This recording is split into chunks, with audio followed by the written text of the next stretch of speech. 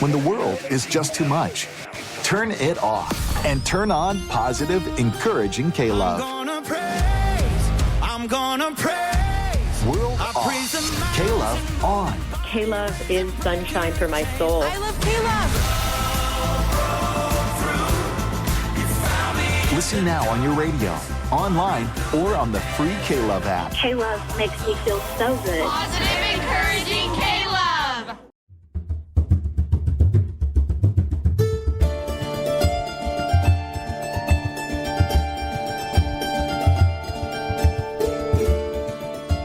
Thank you for listening to The History of the Papacy. I am your host, Steve. You can find show notes, how to connect with me, sign up for our mailing list, and how to support The History of the Papacy by going to our website, a2zhistorypage.com. Speaking of supporting the show, Patreon is a great way to do that. It goes a long, long way to helping keep this whole operation going and to keep the history of the papacy sustainable for a long time in the future. We have 4 tiers: Antioch, Alexandria, Constantinople, and Rome, each of those representing one of the traditional patriarchates of Christianity. Inclusion on the history of the papacy diptychs, bonus content, and Pope coin, which there's a very limited number of Pope coins available. But those are all benefits to being on the history of the papacy on Patreon. Now let us commemorate the Patreon patrons on the history of the papacy diptychs. We have Roberto, Joran, William, Brian, Jeffrey, Christina, John, Sarah, and William H. at the Alexandria level. We have Dapo, Paul, Justin, Lana, and John, all of whom are magnificent at the Constantinople level and reaching that ultimate power and prestige, that of the See of Rome. We have Peter the Great, Leonard the Great, and Alex the Great. As you know, we are a member of the Parthenon Podcast Network. One of the great shows you should check out is the show of today's guest, James Early's Key Battles of American History. Go over to parthenonpodcast.com to learn more. Speaking of James Early is our guest again today to discuss the early controversies in the conversion of the Anglo-Saxons to Christianity. We discuss the myths, history, and many of the problems that arose in the story of how the Anglo-Saxon kingdoms adopted and adapted Christianity. We will get another perspective on the Christianization of the British Isles and the Celts in this episode. With that, here is the next piece of the mosaic of the history of the popes of Rome and Christian Church.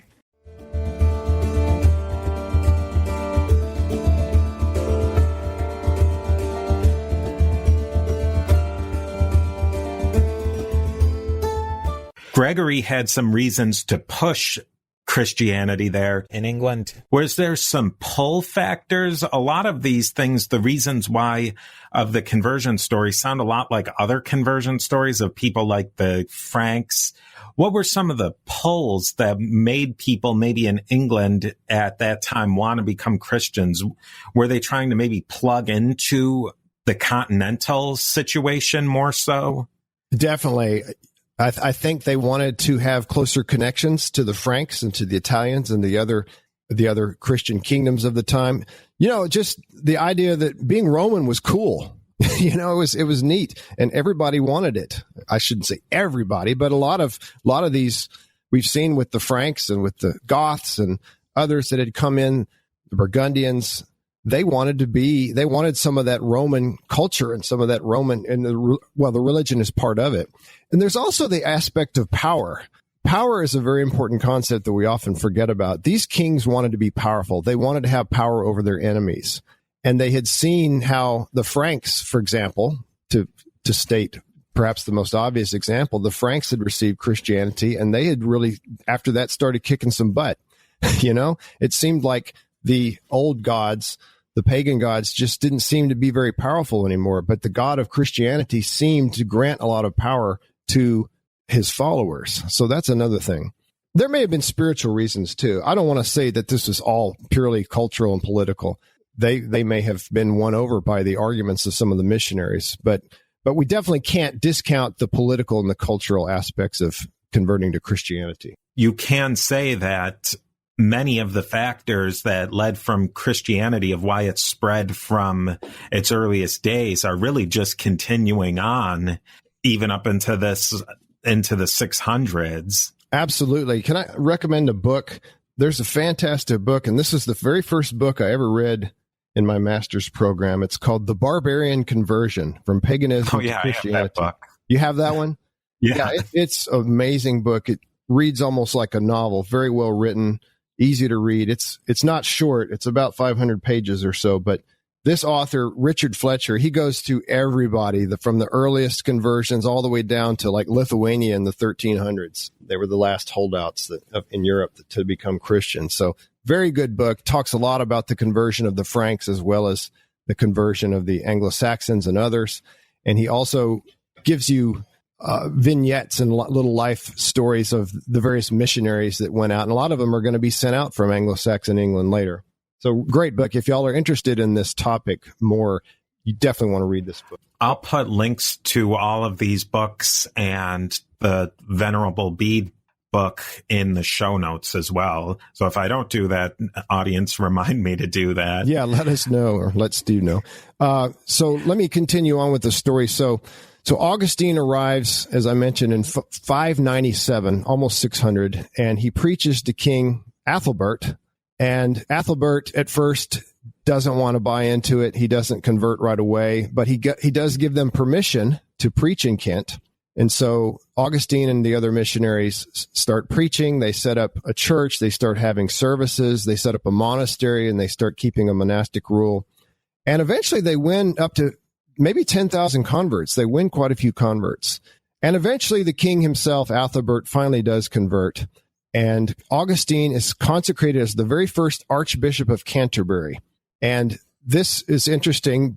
We may have listeners that wonder, why is the head of the Church of England in Canterbury? Why not in London? Yeah. It's a very good question.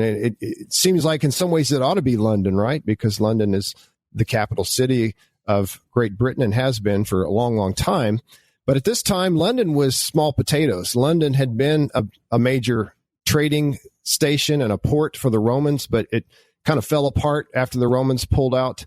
And it's just a little town at this point. Canterbury is where it's at. Canterbury was the capital of the King of Kent. And again, remember that Kent is the most southeastern kingdom in England. It's closest to the Franks. It had the most connections with the continent. So it's very logical that the very first place where the church in England would be set up, at least in terms of the Roman mission, it makes sense that it would be Canterbury. And it just never left. It always retained its position as the number one bishopric in all of England. There's a big push of conversions, and this is when Augustine of Canterbury comes to England. There's some big leaders like King Raedwald of the East Angles, and you said that he had a half conversion. Maybe you can explain that half conversion process. I thought that was really interesting. And that's not uncommon in Christian history. And the first wave of converts are often they don't become fully Bible believing, completely Orthodox practicing Christians. I should say before I jump into that there were reinforcements sent in 601. Pope Gregory sent more monks up to help out Augustine, and they were sending letters back and forth too. They brought relics, they brought vestments, and they brought other church supplies. And in 604, a second kingdom becomes Christian, at least nominally, or at least officially, the East Saxons or Essex, and a bishopric is established at London. So again, London doesn't even get a bishop and a see, S-E-E, if you will, or a bishopric. They don't even get it until 604, which is 7 years after Augustine first came. I should also, before I get into Raedwald, I'm going to clarify that Augustine, we call him Augustine of Canterbury because that's where he settled and that's where he served as archbishop. But he was actually Italian. All these guys that are coming over are Romans. Augustine and his compadres, his helper-outers, if you will. That's not a real word, but you get the idea. They're all Italians. So these are your people, Steve. Yeah. They're Italian immigrants to England, and the first several archbishops of Canterbury are going to be Italians. It's going to take a while for them to raise up some native leadership. All right, so let's move on to Raedwald. Raedwald is the king of the East Angles, So we talked about the East Saxons becoming Christian. They are to the east of Kent. But if you go north from Kent, the next kingdom up is East Anglia. Radwald went down to visit Ethelbert of Kent. And at that time, he was baptized. He declared himself a Christian. But when he went home, his wife said, "You did what?" It's funny. I love this story. Wives don't always agree with their husbands, do they, Steve? No, they don't. They don't like the decisions we make sometimes. I wonder why that is. Especially on big things. I'm going to get you. That we don't tell them about. Yeah, I'm going to get you in trouble here, and me too, probably. And now a word from our sponsors.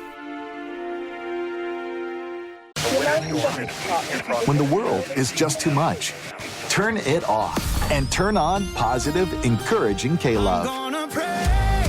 I'm gonna praise. World I off. praise the mighty K-Love on. K-Love is sunshine for my soul. I love K-Love. Listen now on your radio, online, or on the free K-Love app. K-Love makes me feel so good. Positive, encouraging K-Love.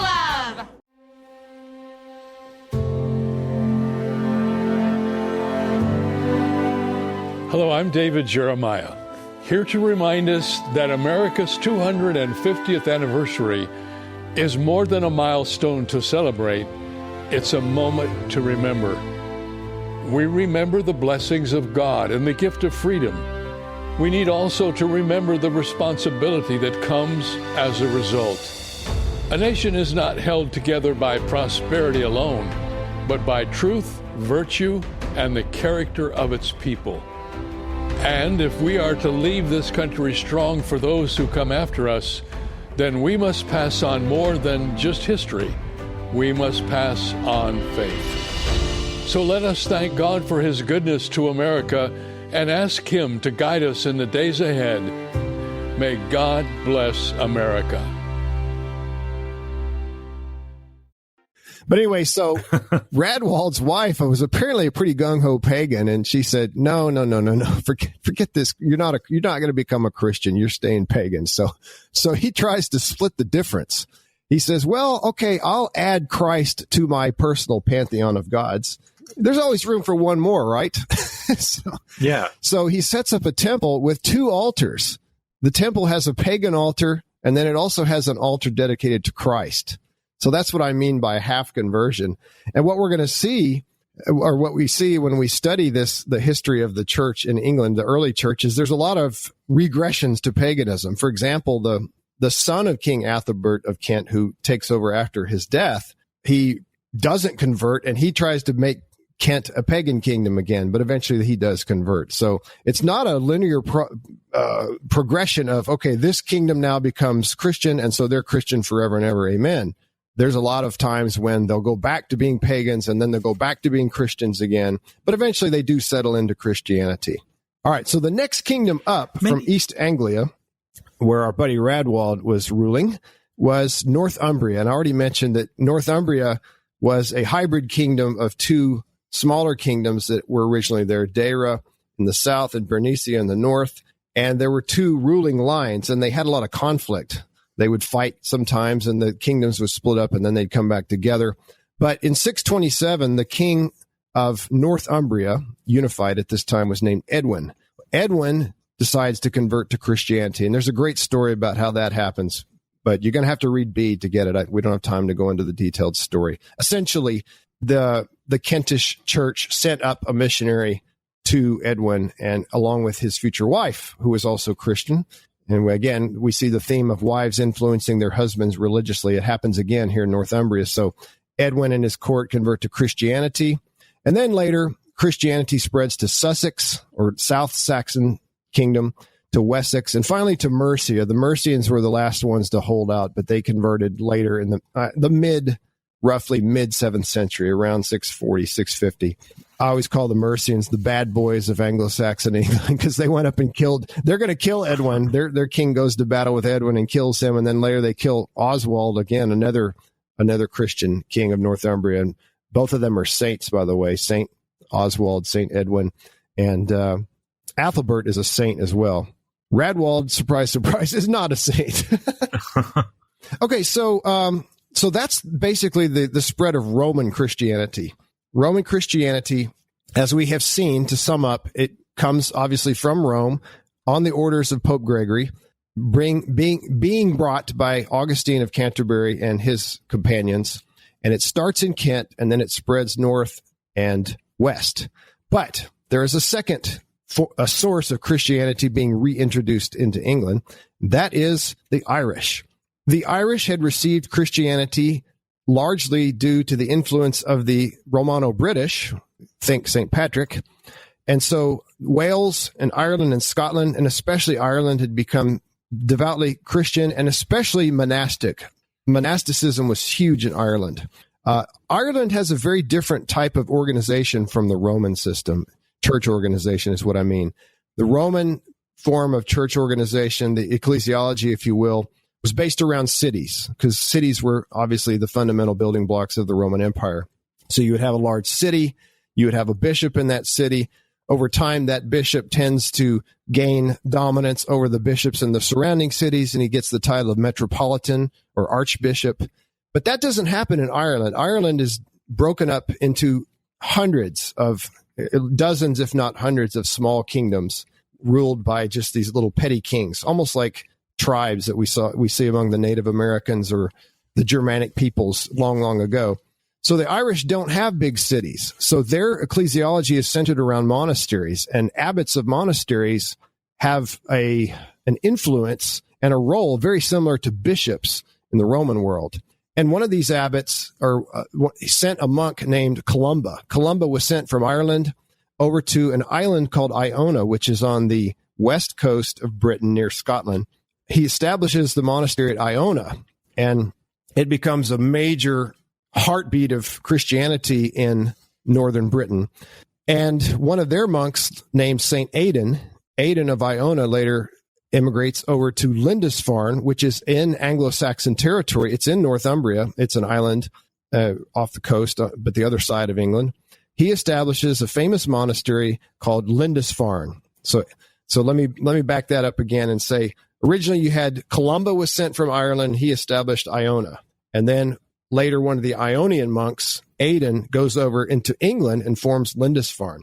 And Lindisfarne, being founded by this Irish missionary, Aidan, St. Aidan, becomes a key center of Christianity in the north.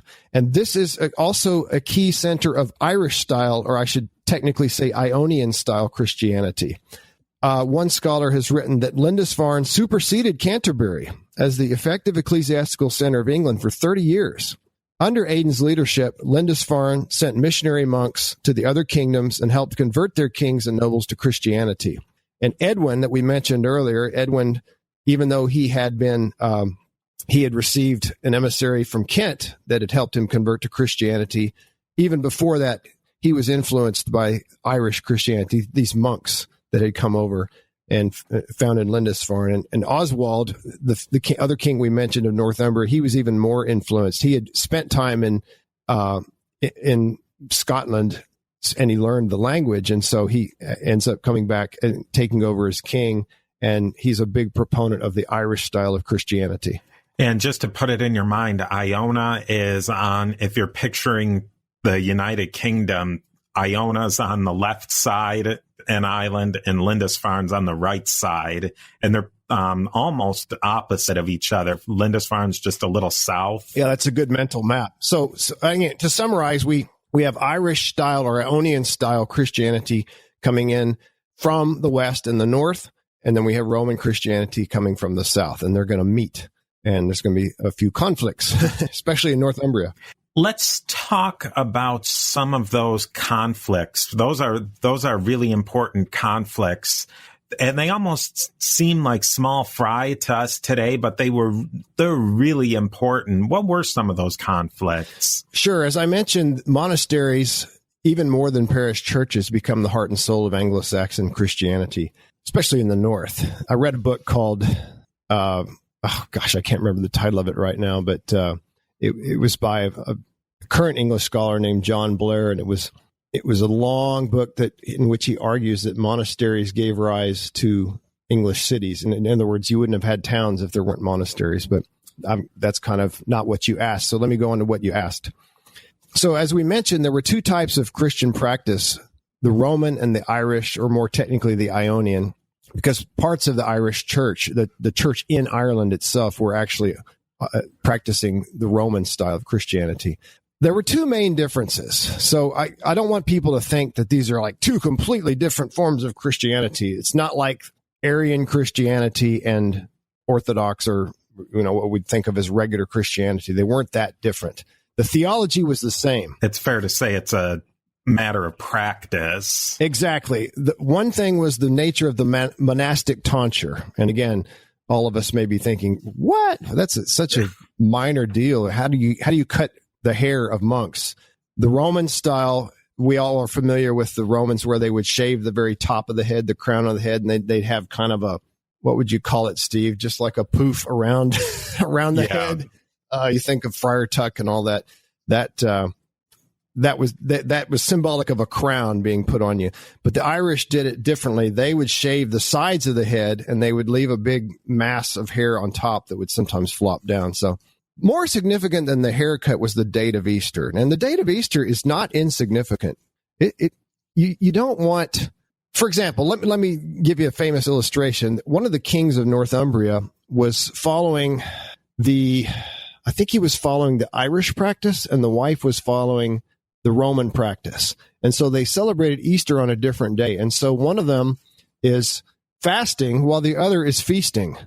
So that's kind of weird, Steve, don't you think? If you're having a big feast of 7-course dinner with lots of meat and lots of wine and all that, and your wife is eating veggies, it makes for not a lot of harmony around the table. And I'm laughing about it, but feasting was a super important part of Anglo-Saxon culture, as it is in a lot of cultures. And it's the way you reward your followers. It's the way you entertain people and show how rich and powerful you are. So you need to be on the same page with all of your followers and all the members of your family. Well, it is worth saying that we've talked about in previous episodes that this was a highly controversial issue for many of the same reasons you said back in the 300s. And the date of Easter, as far as my knowledge, was that it was pretty much nailed down at the Council of Nicaea at 325, so not an insignificant council. What happened that made the issue of Easter come back up again, the dating of Easter? Well, yeah, it was nailed down at Nicaea. And I want to say in passing that every now and then somebody will say, the Irish were following the Orthodox practice, and the Romans were following what is now the Roman Catholic and Protestant practice. But that's not true at all. The current Orthodox Church and the Roman Catholic Church, they follow the same practice. It's just that they're on two different calendars. The Orthodox Church follows the Julian calendar, and the Roman Catholic Church follows the Gregorian calendar. So that's why today people may be wondering why Orthodox Christians and Roman Catholic and Protestant Christians celebrate Easter or Pascha on a different day. It has nothing to do with what's going on in England at the time. There wasn't even a Gregorian calendar yet at this time. Yeah. What the Irish were doing that was different from the Romans was they were following this 84-year liturgus cycle invented by a man named Sulpicius Severus in around 410. So they were following a different tradition than the one that was laid down at the Council of Nicaea in 325. Some people believe that was inefficient. Sometimes the calendar was off and you weren't sure, was Easter going to be this Sunday or the next Sunday? And sometimes a pope would just have to come down and make a decision. Oh, it's going to be this Sunday. So the monks of Iona and in other parts of Ireland, they just felt like this calendar they were following was more efficient and more accurate, I guess. So it's very, calculating the date of Easter is so complicated. I don't even want to touch it, but it's complicated. There's charts and tables and so on and so on. But the fact of the matter is the Romans said, hey, you guys need to get in line. We are doing what everybody else in the Roman world does. The Franks are following this, the Italians, even the weirdos out in Greece and the Byzantine, the Eastern Empire, they wouldn't have said Byzantine, but even the Greek weirdos are following it. You guys are the only ones that are not following the Roman, i.e. the correct practice of Easter. So you need to get your act together. And now a word from our sponsors. When the world is just too much, turn it off and turn on positive, encouraging K-Love. I'm gonna praise. World off. K-Love on. K-Love is sunshine for my soul. I love K-Love. Listen now on your radio, online, or on the free K-Love app. K-Love makes me feel so good. Positive, encouraging K-Love.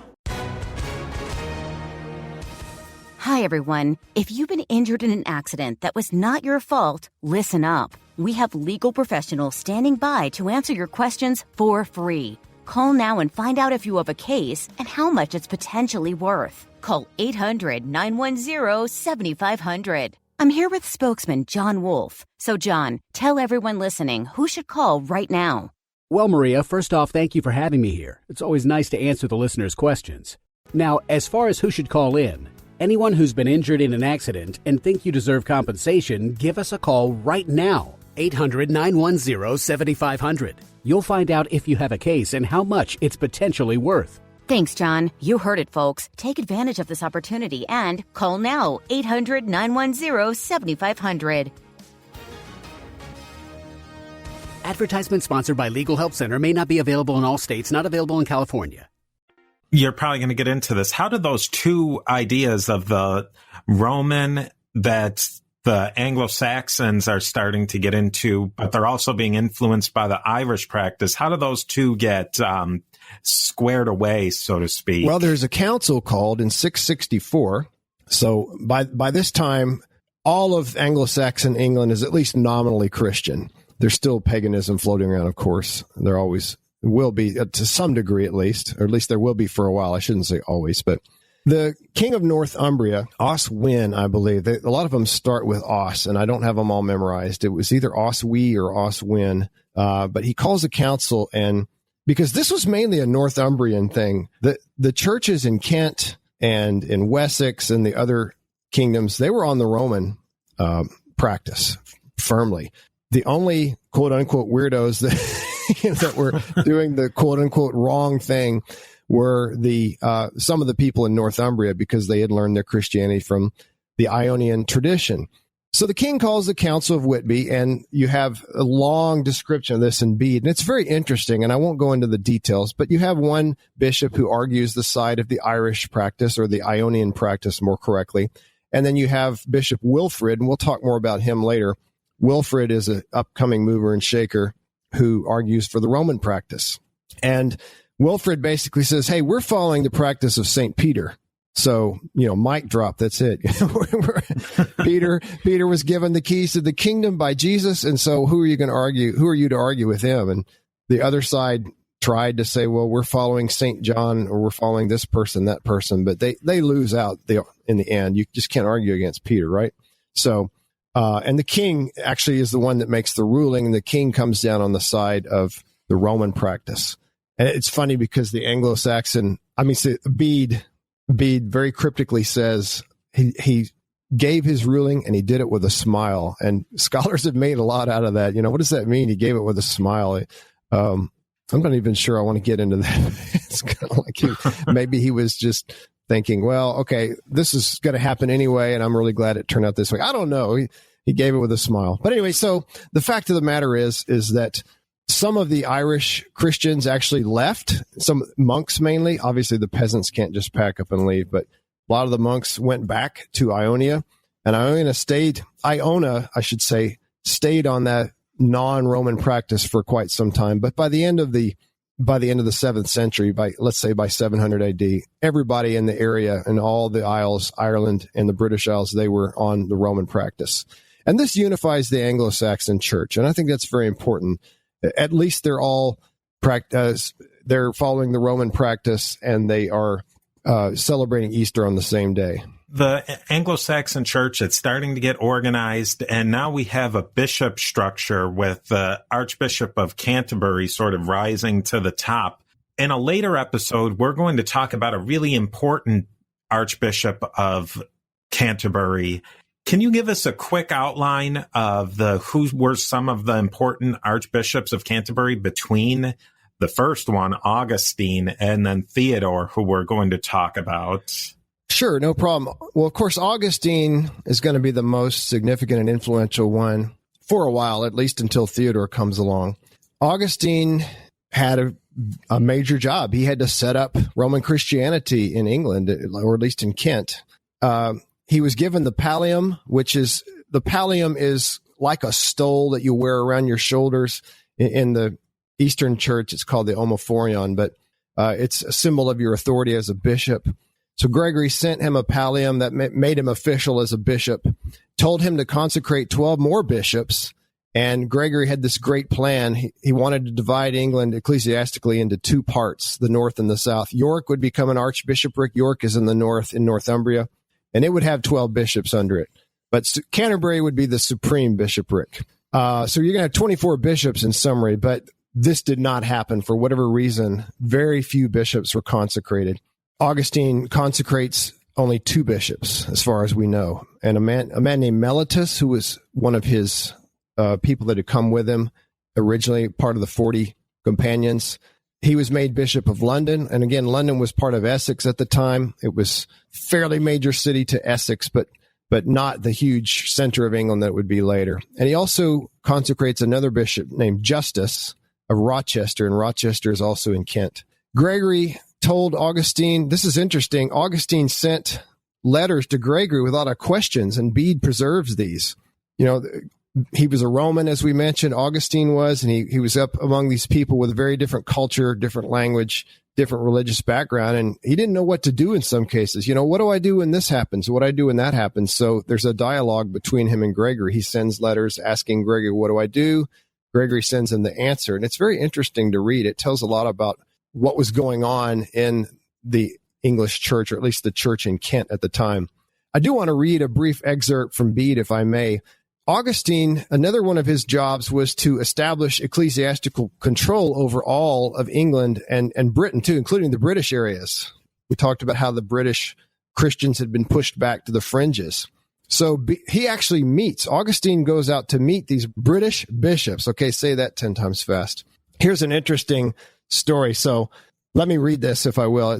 Meanwhile, with the aid of King Athelbert, Augustine summoned the bishops and teachers of the nearest British province to a conference at a place still known to the English as Augustine's Oak, which lies on the border between the Hwiccas and the West Saxons. The Hwiccas were kind of a mini kingdom that rose and fell a few times. He, that is Augustine, began by urging them, that is the British bishops, to establish brotherly relations with him in Catholic unity and to join with him in God's work of preaching the gospel to the heathen. Now, the Britons did not keep Easter at the correct time. It's kind of funny. I like that Bede is very much in the tank for Rome. But between the 14th and 20th days of the moon, a calculation depending on a cycle of 84 years. Furthermore, certain other of their customs were at variance with the universal practice of the church. But despite protracted discussions, neither the prayers nor the advice nor the censures of Augustine and his companions could obtain the compliance of the Britons, who stubbornly preferred their own customs to those in universal use among Christian churches. Augustine then brought this lengthy and fruitless conference to a close, saying, "Let us ask our Lord, who makes men to be of one mind in his Father's house, to grant us a sign from heaven and show us which tradition is to be followed, by which roads we are to hasten our steps towards his kingdom. Bring in some sick person, and let the beliefs and practice of those who can heal him be accepted as pleasing to God and be followed by all." On the reluctant agreement of his opponents, a blind Englishman was led in and presented to the British priests, from whose ministry he obtained no healing or benefit. Then Augustine, as the occasion demanded, knelt in prayer to the Father of our Lord Jesus Christ, imploring that the man's lost sight be restored and prove the means of bringing the light of spiritual grace to the minds of countless believers. Immediately the blind man's sight was restored, and all acknowledged Augustine as the true herald of the light of Christ. The Britons declared that, while they had learned that what Augustine taught was the true way of righteousness, they could not abandon their ancient customs without the consent and approval of their own people, and therefore asked that a second and fuller conference might be held. And I'll just summarize the rest. They do have that second conference, and the British talk among themselves, and they say, how do we know that this Augustine is a true man of God? And somebody says, well, if he's a humble man, then we know he's a true man of God. So if we go in to see him and he stands up to greet us, that will be a sign of his humility, and we will acknowledge him as our head. So they go to see Augustine, and guess what Augustine doesn't do? He doesn't stand up. When these British bishops and other church leaders come into his presence, Augustine stays in his chair, which is kind of the symbol of I'm the king, I'm the boss. I don't get up for you, right?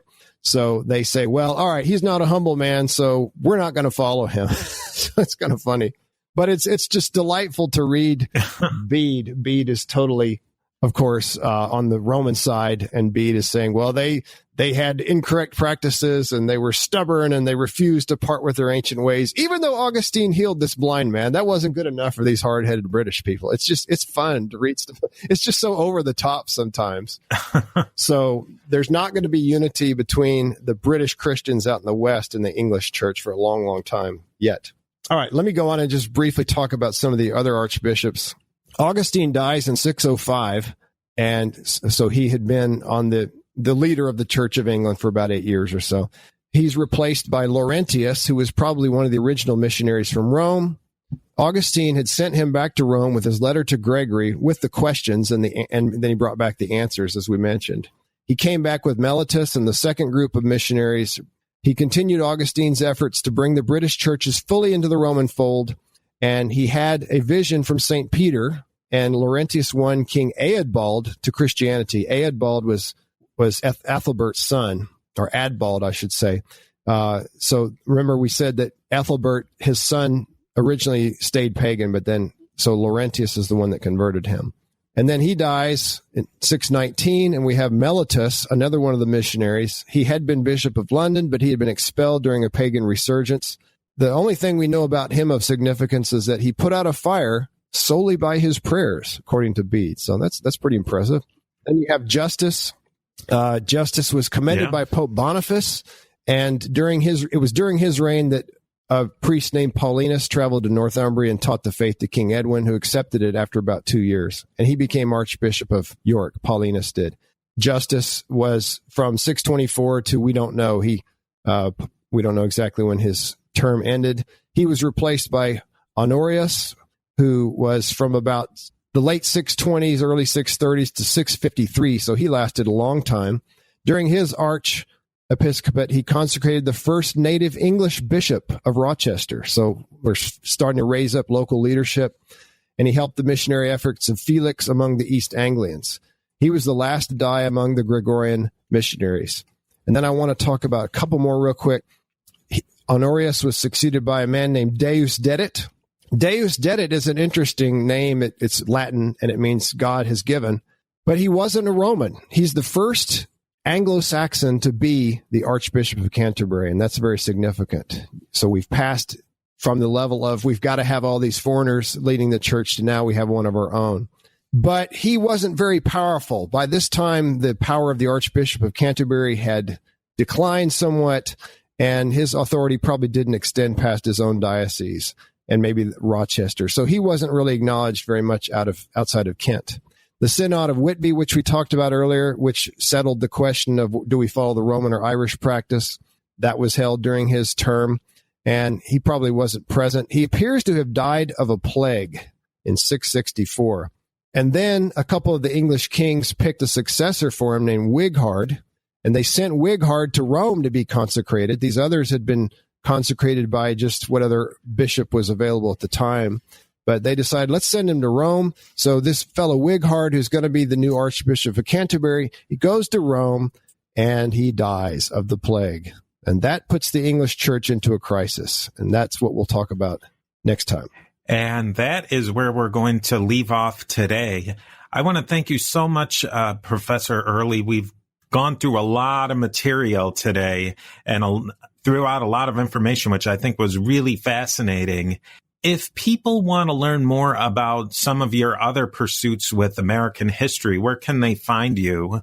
Well, the best place is to go on Facebook and search for the group American History Fanatics.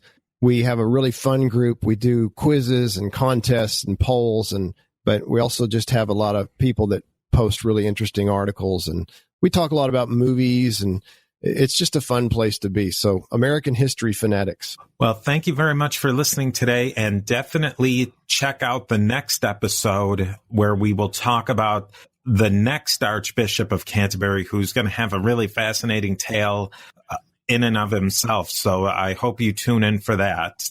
Thank you again for joining us today, Professor Early. My pleasure, Steve. Always good to talk to you.